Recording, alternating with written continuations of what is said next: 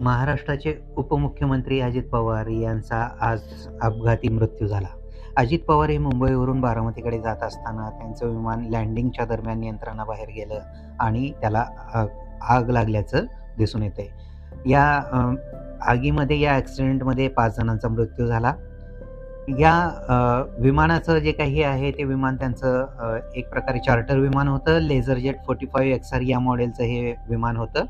हे विमान जे आहे VSR एव्हिएशन या कंपनीमार्फत ऑपरेट केलं जात होतं आणि हे विमान जे आहे बॉम्बार्डियर या अमेरिकन कॅनडा या संयुक्त कंपनीचं असल्याचं आपल्याला माहिती आहे.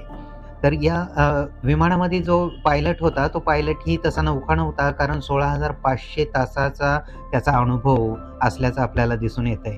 शिवाय आपण पाहतो की या विमानामध्ये काही फार अपघात झालेले आहेत असंही नाहीये. 2004चं हे अपग्रेडेड व्हर्जन या विमानाचं होतं आणि 2004 पासून आत्तापर्यंत फक्त 5 विमान अपघात झालेले आहेत आणि हे अजितदादांचा जे विमान अपघात होता तो 5वा विमान अपघात होता.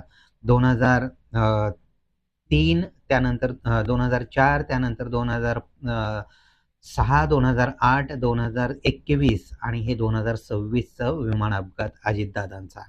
तर अशा दृष्टिकोनातून जर बघायला गेलं तर अपघात शेवटी अपघात म्हटल्यानंतर हे केव्हाही आणि कसाही होऊ शकतो. परंतु महाराष्ट्रामध्ये एक नावाजलेला जो काही राजकीय व्यक्तिमत्व आहे आणि ज्यांचं राजकारणावरती आणि प्रशासनावरती मोठी पकड होती, असं व्यक्तिमत्व आज महाराष्ट्राने हरवून बसल्याचं दिसून येतं. या महान अशा अजित पवार दादांना भावपूर्ण श्रद्धांजली वाहिली जात आहे संपूर्ण राज्यामधून आणि देशामधून.